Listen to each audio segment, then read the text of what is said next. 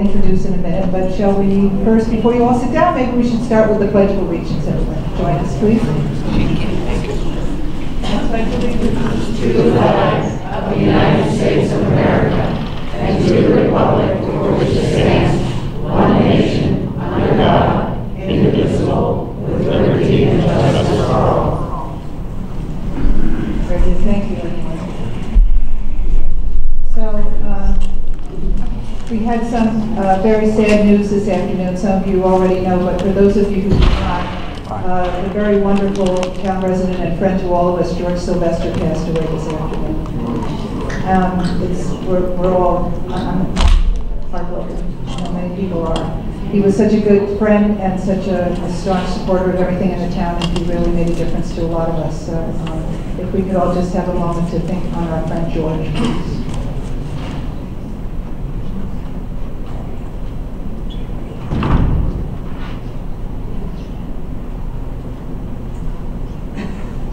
Thank you. Once we know what's happening with the family, we'll be sure to pass it on to people who are interested and want to send their condolences.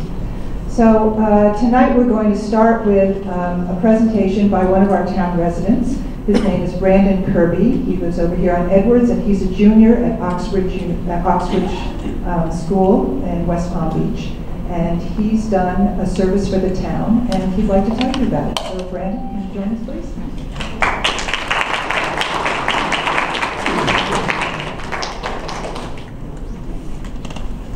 Hello. Hello, everyone. As you know, my name is Brandon Kirby, and I go to a school called Oxbridge Academy of the Palm Beaches. It is a high school, which locally opened about 4 years ago. And for my U.S. government project, we had a semester-long project, which was called a local political action, which is a way to make a difference in your town. And that was it was pretty large guidelines, so you could really take it anywhere you wanted. And what I chose to do is help people who have problems like these. My pet is lost in Palm Beach Shores and I can't find him anywhere. Or I found this pet in Palm Beach Shores and I wonder who his or her owner is. Next slide. Yeah, back one. Yeah. One more. That's fine. As most of you know, there are many reasons, most out of our control, why pets get separated from their owners. The statistics are overwhelming. Wouldn't it be great if you could have your pet back in your home in a matter of minutes without a search party or having to get police or animal control involved? Say goodbye to missing pet posters, fines, impoundment, and medical fees. Excellent. No worries, I decided to create a cool and user-friendly website. You'll have your pet back in no time, and the town is only 10 blocks, so they can't get very far. Let me show you how it works. What I did was I made a website and an email account for the website. What you do is if you found a pet or have lost a pet, you send a picture of the pet and your contact information to the email. And whoever's operating the email, which right now would be me, I would take it and I would put the data that you sent me onto the website. And the website is visible to everybody, so anyone can look at it, and so you can find your pet and the contact information to who has it. Next slide, please. This is what it would look like, or what it does look like right now. And it would say, of course, the name of the pet if you know it, and the phone number, email, or whatever you are contacted, whatever your contact information is. Next one. It also has a small description box next to it so you can describe the pet if you don't have a picture of them. That's where it would go. I only put one sentence. And I also have a search engine in there, which you can just type the name of your pet into the search engine or any contact information you may have, and it will come up just like Google. Next slide, please. And here is the contacts page.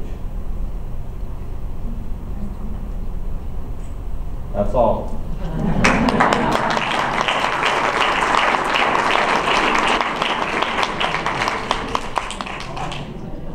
Anybody have any questions? Actually, I do have a question.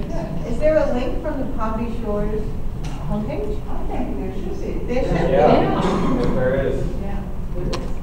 And over here? I have a suggestion, and maybe other people, I don't know, people might not know how they feel about this. What about a broadcast when someone loses the pet? We have a phone, this. Did everyone hear that? How about a broadcast when somebody loses something? Yeah, Loses an impact? I mean, if anyone has a pet and would like to sign up, I mean, as long as the town, Yeah, I mean, some people might object to that, but people don't. yes? Is there a charge? No, no charge. And what about, my dog has that little microchip? If your dog has a microchip, then you would have to get the town involved to help you find it. So this is just an easier way to do it within the confines of our towns. Any other questions? All right, thank you very much.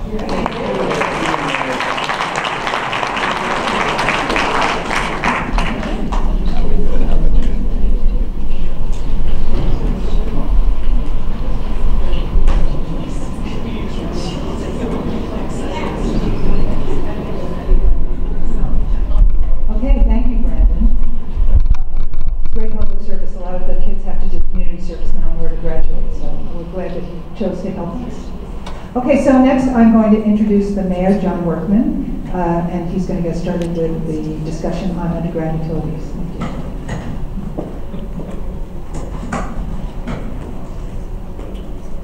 you. Thank you, Myra. Good evening, everyone.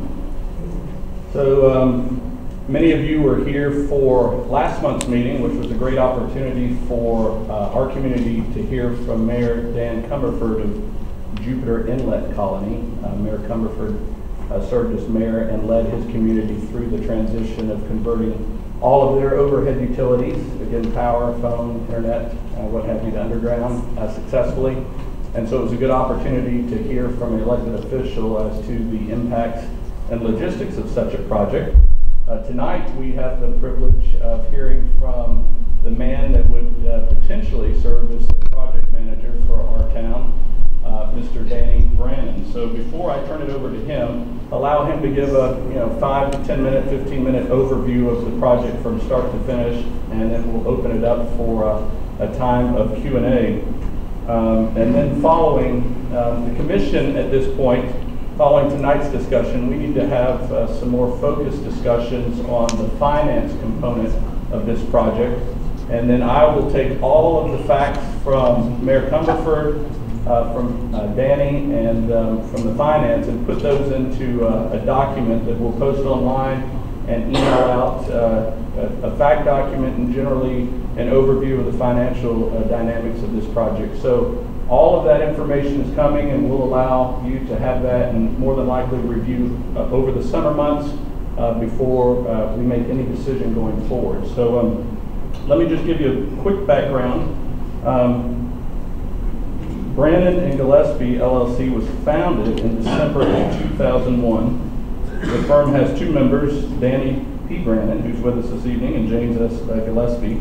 Danny is a registered engineer in the state of Florida with over 28 years in the electric utility engineering business, technology, construction management, and other areas. During the past 8 years, Danny has provided utility coordination services for major developers such as Lennar, Standard Pacific, First Florida, and Ram Development, providing negotiation and design services relative to the installation of underground utilities. Danny's been a part of the Palm Beach community for some time and actually served as an employee for Florida Power and Light. I believe that ended in '91, before you moved on to other ventures? 98. 98, okay, 98. So with that, Brandon, if you'll give us an overview, and then we'll be educated with a Q&A session after. Thanks, John.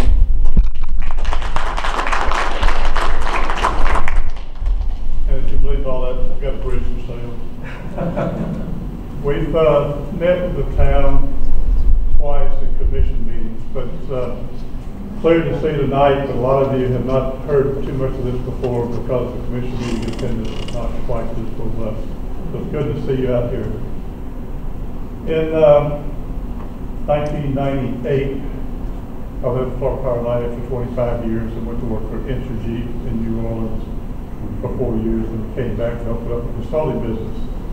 Could you speak up a little more? Can you raise that mic? Actually, you want to hold it? Are you okay holding it? Are we? It'll disconnect if you care. Hello. I came back to Florida and we went to the consulting engineering business, and we sit across the table now from the FPL and the utilities representatives. And having 25 years with FPL, we have acquired quite a bit of knowledge, so we're pretty good at working with these people. In 2007, I got a call from the town of Jupiter Island. They wanted to know if I was interested in talking to them about undergrounding overhead power lines. That was the first big initiative in Florida. We spent almost a year negotiating with the Florida Carolina attorneys and engineers on contracts and various things that had to be done. In 2004 and 5, we had hurricanes that came through here, and as a result of those hurricanes, FPL had submitted a storm secure program to the Florida Public Service Commission. In the storm secure program, it had about 5 initiatives, things they would do to improve reliability of the systems. One of those things was to promote undergrounding. And out of that promotion came a couple of things. One was a right-of-way agreement where they would agree to put lines within road right-of-way, which they had never done before except to diagonally cross on occasion. The other thing they did was they came up with a governmental adjustment factor, which would provide up to a 25% reduction in the otherwise due contribution from the towns that wanted the undergrounding. So with those benefits, in 2007 we started working on Jupiter Island. We finished Jupiter Island December 2009. It was budgeted $15 million. We thought it would take $12.5 million if we let the fire company do it. I talked to Mayor Falcone and Joe Conley, the town manager, and let us hire the contractors and construct the underground system ourselves. We brought the project in for $8.4 million. That was a significant cost savings. Before the undergrounding, they were incurring approximately 9 outages per month from trees, wires in the trees, typically. I talked to a fellow named Chris Smith who monitors the power quality in the town. He's a technical resident and he has power monitors all over the town. And he says they have had no interruptions since the underground was complete. So it's a real benefit for the town. And he's come out and talked to various towns on behalf of undergrounding. We're in the middle of undergrounding Gulfstream right now. And he came to Gulfstream and gave quite a lengthy talk. I think Dan Comfort gave a pretty good talk the other day up here. So they were real happy with the results there. After we finished Jupiter Island, went to Jupiter in the colony. We are now in Gulfstream and we're negotiating with Longboat Key and Sarasota. We have projects in Hollywood and Pompano and Jupiter and smaller projects, smaller scale projects. But it seems that once people are getting the lines underground, they're glad that they did. We have a contract with Palm Beach. We're in a town hall meeting like this over at the Beach Club a while back, and we had just finished undergrounding Everglades Island. And the residents on Everglades Island stood up and talked about how glad they were that that was done, both from reliability and from the aesthetics. Typical undergrounding projects, the first thing you have to do is develop the engineering plan. You work with the utilities to get the cost. You develop engineering designs. Having done an extensive amount of distribution design with FPL, probably more than most of the people we're talking to by far, we always go through and look at their plans and come up with things like, we don't want you to improve the system on our dime if you're doing something that's not a conversion initiative. For instance, maybe you're changing out an overloaded transformer on our dollar, or you're doing some other work that you might do if you were paying for it yourself. But since we're paying for it, we don't need that. Thank you.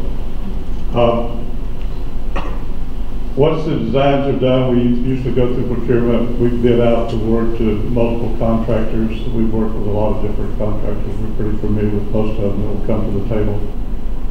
And then we undertake the project. One of the key things for us to undertake the project is that we have the customer's interest in mind. If the utilities come to the project, they're just thinking utility, what's the utility want? We will control their behavior, we will control them leaving trash on the site, having vehicles around that are not being used, out work hours, all these kind of things. We reserve the rights to ask any of their employees to be taken off the project if they're not acting in a professional manner, etc. We also, by having our own contractor control the schedule, utility companies figure that an existing customer who has an outage is more important than your project, and those crews will be pulled off and go to work on that interruption. When we have the contractors under our control, they don't leave. They stay here until they finish it. There are penalties if they don't finish it on time. The landscaping always comes up. We try to minimize any damage to landscaping, and we usually will go back and do some additional landscaping to try to mask any equipment that is aesthetically offensive. Jupiter Island, you can't find the equipment. Everything is just really buried in the shrubbery. The time right now, because we usually handle the contractors to do the underground power construction, those things go pretty well on a schedule basis. This project it would be probably a year cycle from getting the design put together, getting contractors, and getting the FPL completed. The other thing we have to do then is we have to have the communications companies come in. AT&T has a pretty strong contract with their labor, and they're going to do their own work, and they can't let anybody else do it. Comcast is a little less restricted, and they will move a little bit faster. But those two communications, relocations activities will probably take a year or longer after we're complete. And once that's done, then the FPL will come back and pull the poles out, and we would usually do landscaping restoration. And so the cycle on it is not overnight. It takes a lot of time to accomplish all this. And that's a general overview of the typical projects and where our involvement has been. You may have some questions.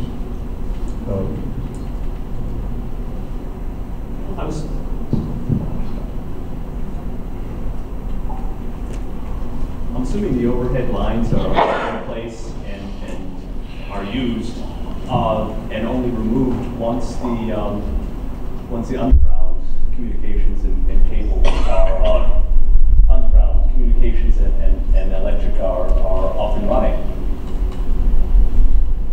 Yeah, I cannot hear you. Well, I'm assuming that all the overhead cables and telephone lines and electric lines are in place and operating so that there's no downtime for everybody's use up until the underground is complete and usable. Right. We typically will build the entire underground system, and the system, the transformers, everything on the ground will be operating. We'll have the wire running to the premise of the home or the business or whatever.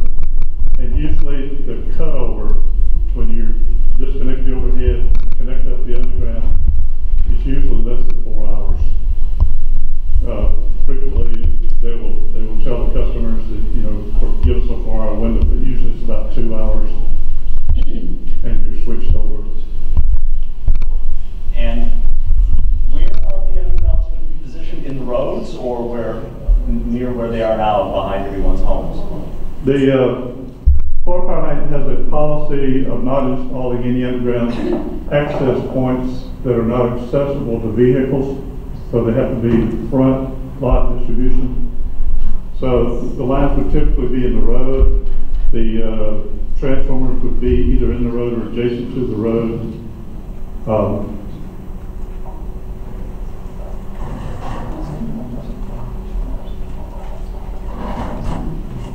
Probably one of the things is cost. People say, well, what does it cost? And we typically see costs around in the neighborhood of something like $12,000 down to maybe $8,000 per residence.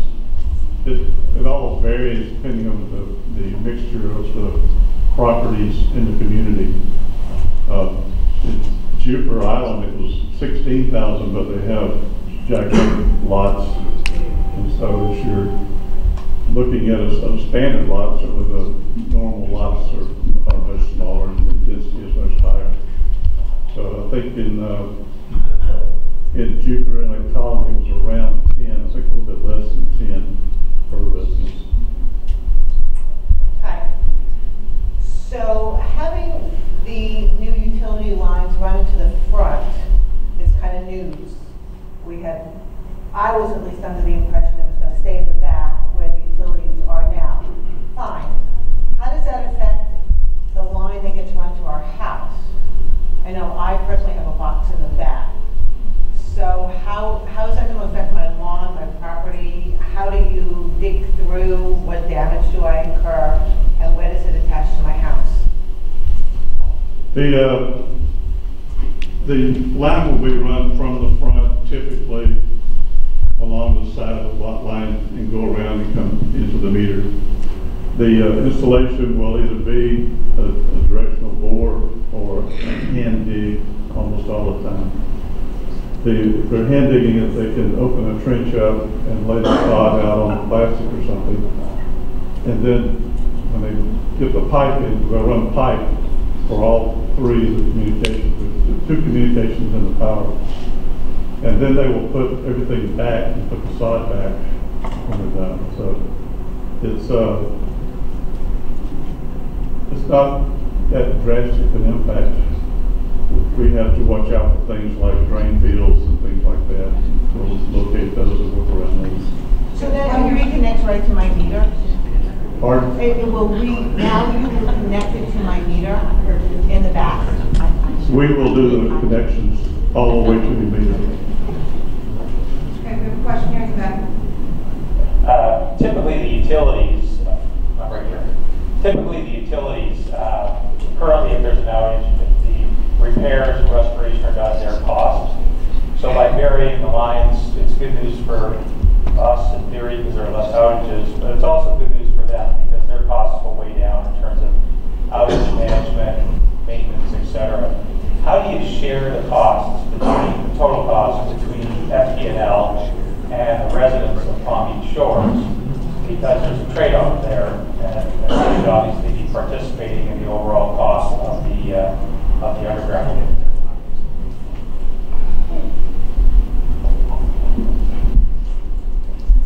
The installation of underground has always been more expensive than overhead. And typically, if you want it underground, you pay the differential cost, the additional cost over and above the cost to provide overhead service. Right now in the tariffs that are filed with PSC, there's a provision for capturing additional underground charges associated with maintaining an underground system in lieu of an overhead system. FPL evidently figured that was not going to be a good thing, so it's been zero ever since we've been doing undergrounding. Don't know what's going to happen in the future, but they evidently figured there was no additional cost at this point. Okay, question over here. I don't know if you're involved in this, but part of the issue on my particular street is that the electrical lines are directly on top of the water lines. So every time we have, well, a couple of hurricanes like that, they knock out our water and our electricity because the electric lines screw up the water lines. Is that an issue in other areas of the town, and is that going to be addressed in this, or are you aware of that? Tommy Shores has been here for quite a while, and I came to work with FPL in 1973. The wires were direct buried in the ground, and there was always issues with people nicking the wires, the insulation would break, water would get in, the aluminum wire would just powder, fail, and have to dig it up. Or maybe somebody would put a pool in, you could always find the problem right by the edge of the pool where somebody just nicked the insulation. The wires today are all in conduit. Can't hear you. We can't hear your responses. Can you hold the mic? The wires today are all in conduit. We don't have near the kind of problems with wires that we did back from the days of the 70s where we were not putting conduit in the ground. Typically, FPL's main wires are going to be deeper than the water line. The water line is probably going to be 30 inches to 36 inches deep. The power company is going to be closer to 4 feet deep. Question back here? I understand the need for just access to the lines and the decision to move the lines from the rear yard of homes where there's an existing easement to the front where there's not an easement. Would FPL ask for an easement in the front yards or in the public right of way? They will, if they're in the public right of way, they will have an agreement with the town. If they cannot locate the transformers in the right of way, then they may seek an easement. And we usually work out the designs to find easements that minimally impact the neighborhood. And would you then release your easement in the rear yard, obviously, since there's no more utilities there? In some cases, it may be the case in Palm Beach Shores, but we've not sat down and developed a detailed design or anything. We've not gotten to that stage, but where you have streets and smaller blocks, if you put the transformers on the street in the middle of the block, and you run a home run from the FPL transformer all the way to the meter, you can go in the rear because there are no access points.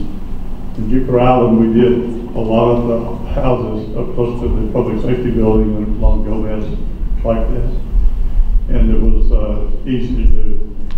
But you have to have homes, blocks that are not too big because you only run so far. Yes, I have a question for you of personal interest. My properties are at the perimeter of Painful Road, and the properties fed and the adjacent properties are fed by one transformer. There are 6 of them, but 3 of the properties are in the rear of each. How does that enter into the equation? You say 3 of the properties? Side of my property, we are in the rear of each.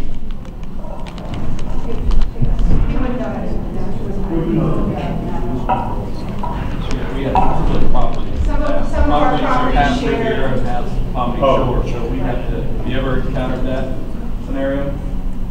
Longboat Key is half in Manatee County and half in Sarasota County, Yeah. and we were dealing with that.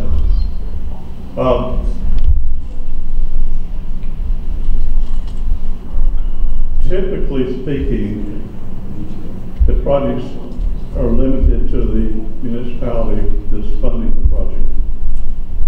And if any work that would be done outside would be only essential to terminate the underground facilities, typically would not.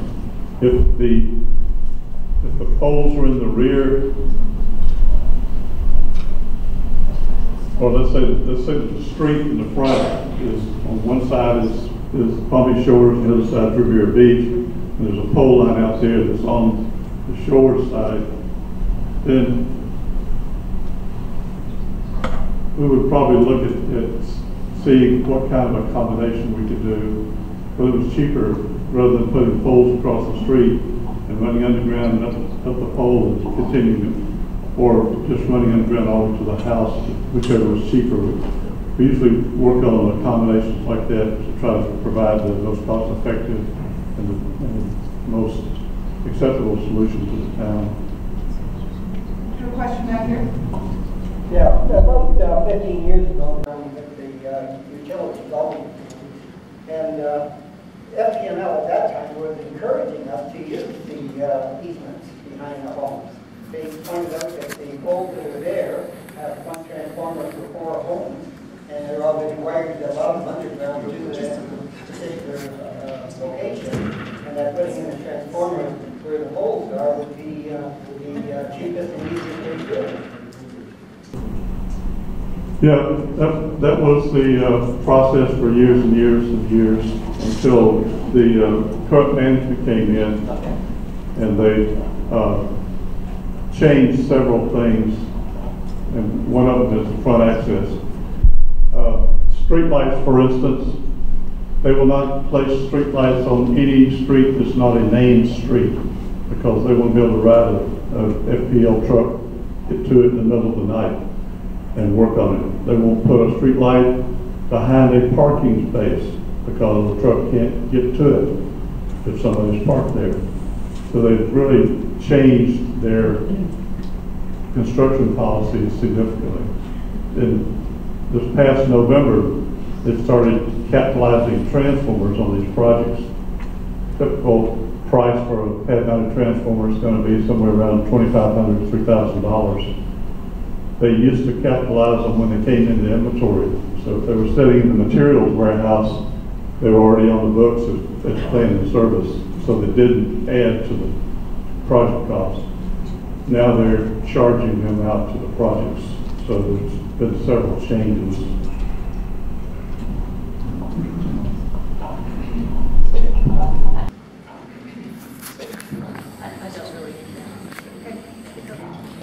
We just paid in January to have ours put underground on our property. If we have that box now in the ground back by the pole, will they just come under and connect to that box?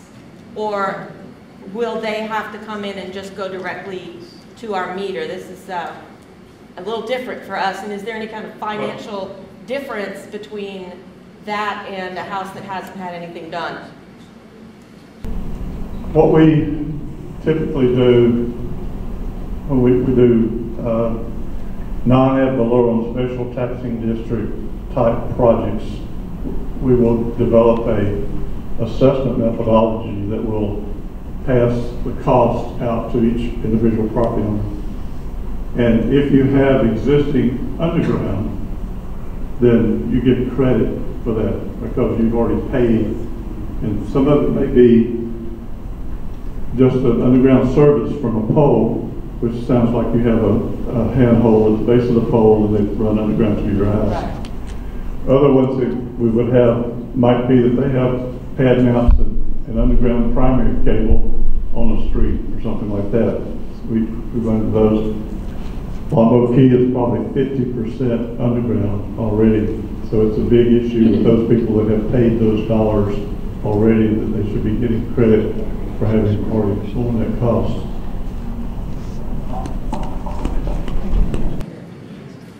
Lord Parent comes by our property a couple of times during the winter and trims our trees.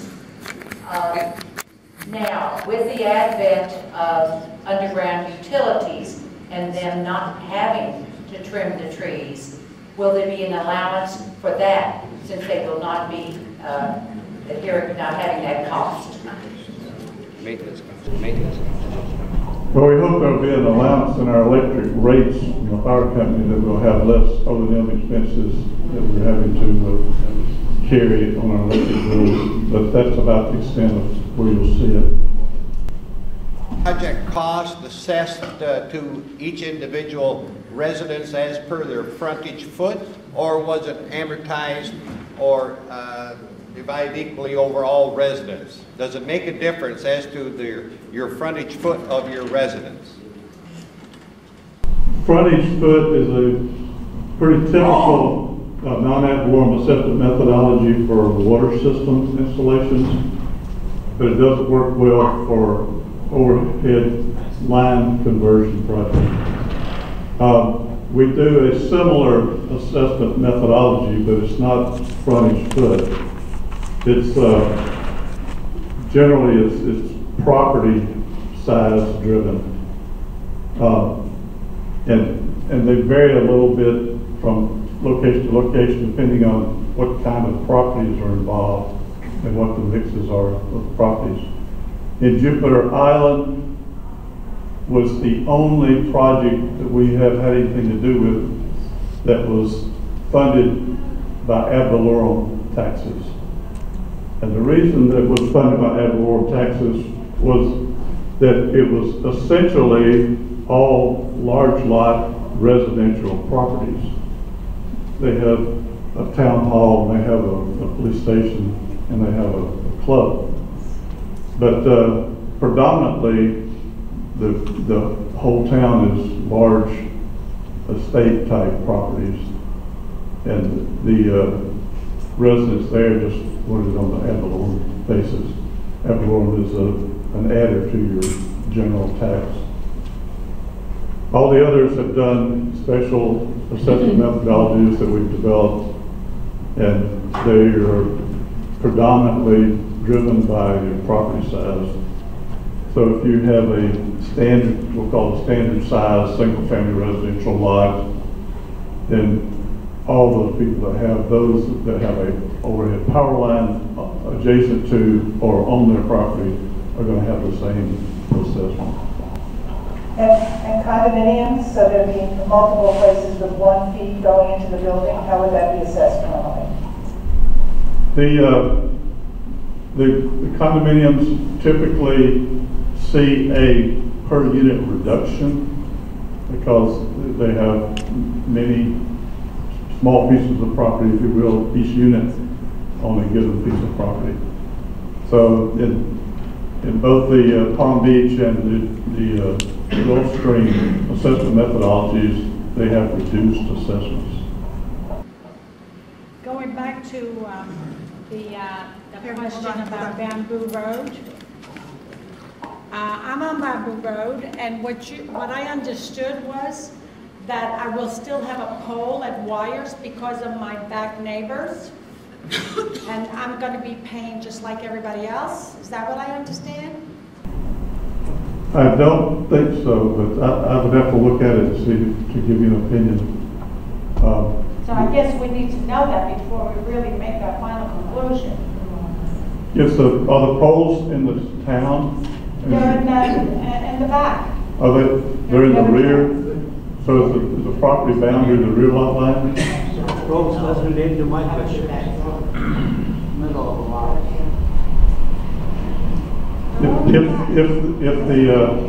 If the poles are on the rear beach side of the property line, then that may be a question. If they're on the Palm Beach Shore side of the property line, it's probably down. So one way or the other, if they're on the other side, which might be just a foot, I'm still going to see the poles and the wires. Is that what I understand? I mean, it's not that much land back there between the rear beach. if I were to stand here having seen none of it, and try to give you a definitive answer, I would be misleading you. Are you saying the pole services the Riviera Beach house and it's behind you? So the pole's like, Well, they have to look, but We had one house that had that situation in Gulfstream, and we put them underground. excuse me, I didn't hear that. We had one house in Gulfstream that had that situation, that was outside the town limits, but was on the border. We put the pole underground, and we put their service But underground. you're talking about a whole street here. right, so we'll decide that, Rose. We'll look at it and we'll make a determination how we're going to handle that. Thank you. Okay, Grace? Yes, 18 months here, 24 months, explain it, just basically. Thank you. I get an answer to that about the rear easement. As long as we have a water connection in the rear, and I think most of you have the same thing I have, several water meters for our neighbors are on the property line through the middle of the block, in the rear of the property. So as long as we have a water utility, there always must be a public easement, or at least that one utility. So there's always going to be a public easement as long as we have a water connection. I don't think that's going to change at all. Okay, can we get back to... And he was saying that you have water lines in a lot of those rear easements. And I know that Pickett Palm Beach has a lot of sewer lines in those rear easements. And the easements don't get released. But that's not to say, some of them we have gone in and assisted the owners with putting in releases. Okay, can we get back to our timetable question, please? It's to tell you 6 months this happens, 6 months that happens. It's almost like every project ends up developing a life of its own depending on the scope and what's involved. This project here would be a little bit more complicated than Dan Comerford's project, and that was it took about a year to get the FPL off the poles and then the ground and get all the customers moved over. Then it took about 2 years to get the communications people off the poles. So, and that was an unusual length of time. But going forward, I'm not sure if it's going to continue to be unusual. AT&T's wireline business has a lot fewer resources than they've had in the past. We've had pretty good response from Comcast.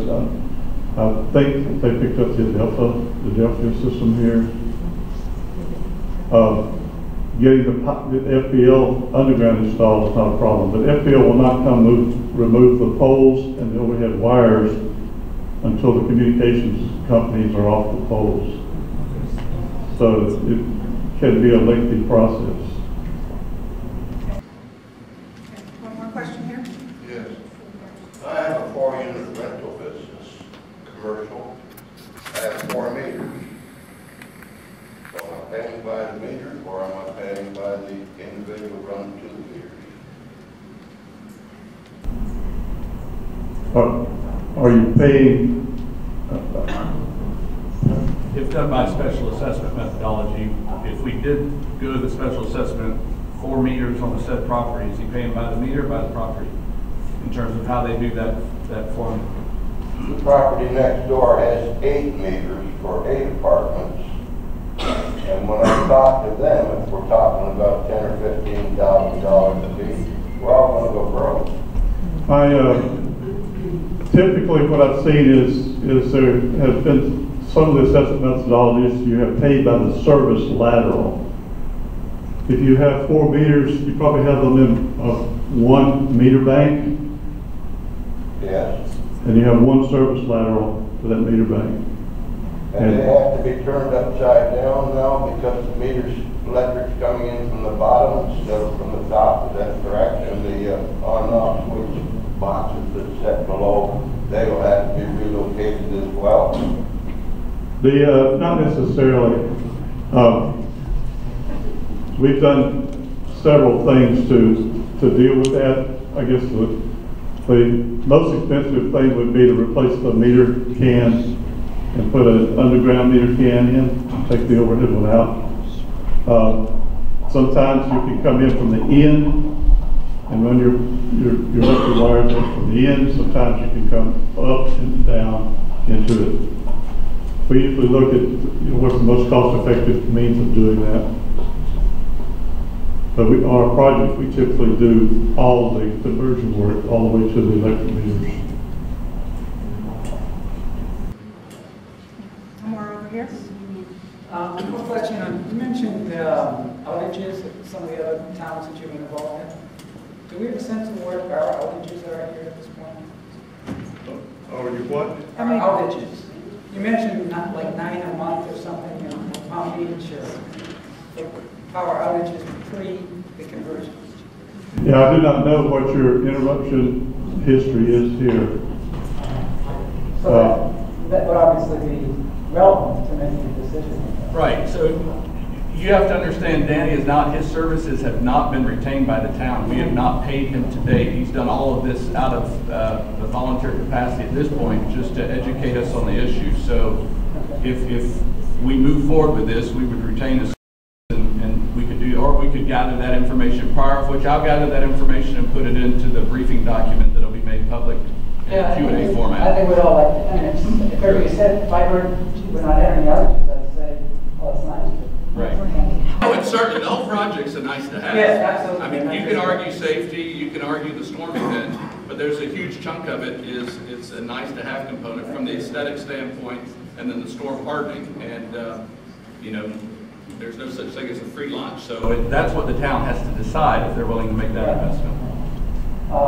Now, and I've asked John this a bunch, do you know, where would this underground connect to FPL? Is it underground directly to the plant over there, or underwater, or what happens? You've got several underground cables that are coming under the intercoastal over the island. One of them runs right to the end of Palm Beach and comes over here. There's another one that's more central, and I don't remember, but I haven't looked lately. At one point in time, I was the manager of Lake Park Service Center, so I was really worried about all this stuff a lot.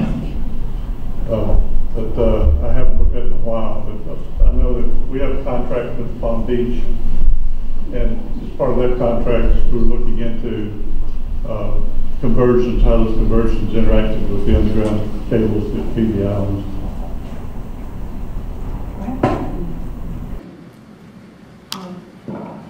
If there is damage done to our sprinkler systems during the installation, who incurs the cost for the repair of that? Our contractor. Thank you.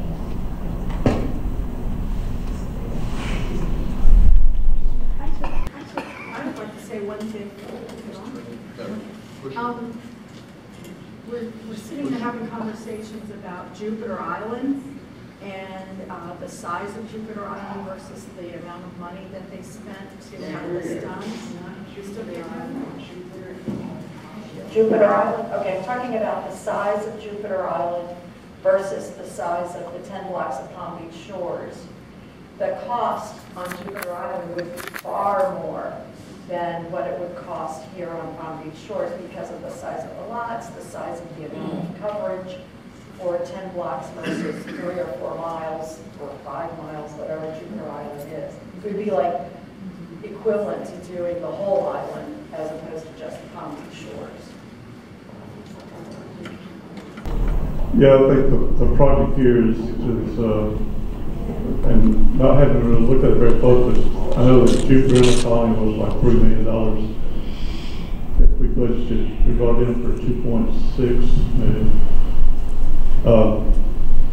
This community is a pretty tight community. From looking at the system, just riding around, it appears that the system would lend itself very well to going underground. You've got major lines down each side, and then you've got one right down the middle. Debbie, to answer the estimate, which is a ballpark from FPL, was $3.25 billion for the town. And then you have to add on the utilities on top of that. So if we retained Danny Services, he would then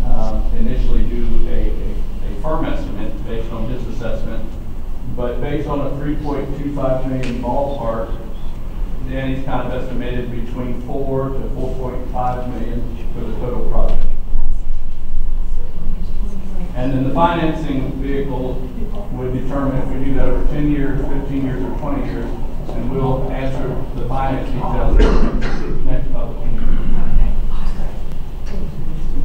We gave an estimate of 83 million to Palm Beach, and I know they had a meeting of all the residents in town hall, and one of the residents I know stood up and said 59 cents a day.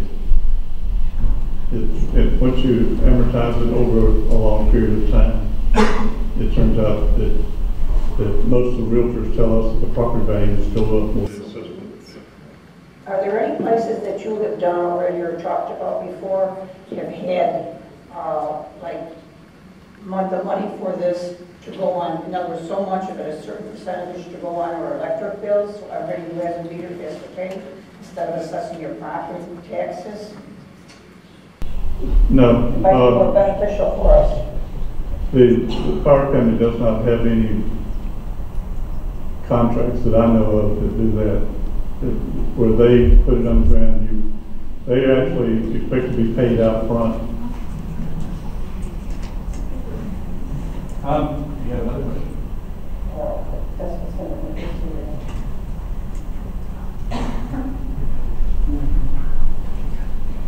If they did this, like I said, if there wasn't enough money, how would they get the rest of it? How would they get it to do the debt? To retire the debt, and if not, how are they going to get the rest of the money? So that's the next phase. The That's going to be it's not with this right now. That's okay, not. This is just the project logistics. The commission needs to meet on the budget. I've got a couple of ideas on how to fund it without doing a special assessment of X amount of dollars a year and without raising the town's millage rate. So that'll be in the fall. Yeah, let me work through my numbers. I'm also working on a significant contract the town currently has, and in the renegotiation of that contract, it may save the town $100,000 to $200,000 more a year, which could be applied towards debt service. If you recall, Mayor, refresh my memory. The last note we retired in 13 for the improvements was $2 million and 2.2 million. So our annual debt service on that 2.2 million at that time was about $211,000 a year. So for many years, and that was a 10-year note. Yeah, 10-year note, we budgeted $211,000 with existing ad valorem revenues and other revenues to service the debt at 2.2 million. Now we're talking at a project, the town's debt free currently, so now we're talking of a project between 4 million and 4.5 million. So with the savings of the renegotiation of an additional project, the consideration of utility taxes that the commission's taking up on, that could be applied to people's light bill, water bill, in a percentage, there's some funding options there to consider. Or the town could just take it on and do it through a general obligation bond, which would fund it entirely through ad valorem revenues, which would be based on the millage rate we set. Are we going to have another meeting to discuss this? Yeah, because finances, obviously, that can take another hour or two, so this is just project. And typically, prior to the town commission signing up on the project and dropping the hammer, all the residents have information on exactly what it will cost them. Yeah, for sure. And that's given out so everybody has full information before the decisions made to go forward. Right. I mean, if you can tell the duration, obviously, in these public meetings, if we had Mayor Cumberford and Danny and then Mark Raymond, the finance guy here, it would be a 4 to 6 hour meeting. So we're just trying to break it up. The last question I had, I think we're done there, would be, can you kind of summarize the impact to a single family homeowner? If we own our own home, we didn't live in a condo, but we owned a home, what would the impact look like start to finish to my property from start to finish in terms of completing the project? How much impact?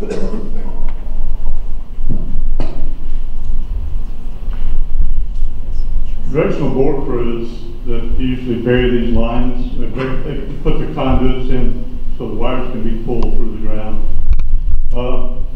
They will typically do runs of 400 feet. So if you're in the middle of 400 feet, you probably wouldn't know they're there because they're just the guys walking out there with a detector following the drill head and just going down the street, and then the pipe pops up at the other termination.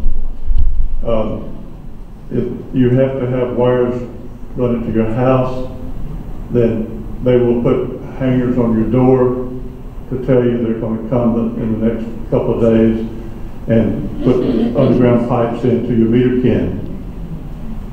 When they get ready to cut you over, they're going to put hangers on your door and tell you that they're going to transfer your electricity. And if you're having a party on the day they're going to cut you over, they will reschedule it. Because we had that. And if you're having something else go on that is an imposition, because they're working on all the houses, they can shuffle their work.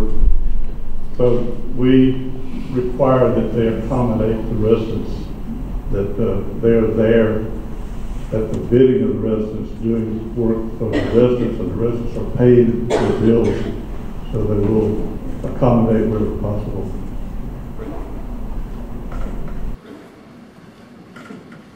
Will there not be a pedestal at each resident where you make the junction, the connection to, or not? Above ground pedestal? Yeah, typically not. In Jupiter and the colony, the pedestals were all placed close to the transformers. We did landscaping around all of it to kind of keep them out of sight. The Comcast coaxial cable has limits of about 150 feet that they can run before they have losses, but they can put larger wire in and extend that distance if they have to. The power is typically not going to have anything above ground from the transformer to your house. I presume these conduits are stainless steel? Pardon? The conduit stainless? It's HDPE. It's a polyethylene pipe. Oh, okay. So they will be welded where they They're continuous runs, reels. They come in with a reel of pipe. When you're directional drilling, if you get it to 8 inch and larger, you're using stick pipe and you're fusing the joints. But that would only be for intercoastal crossings and things, which here it would be either 6 inch or 2 inch pipe that would come on reels. And AT&T and cable all have their own separate conduits. Right. One of them will be orange.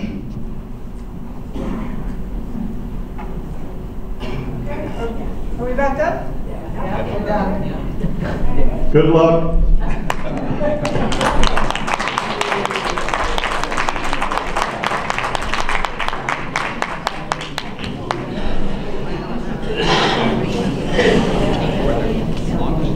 All right, well, thank you, everyone. Thank you, Mr. Brandon. Very, very interesting. I learn something new every time.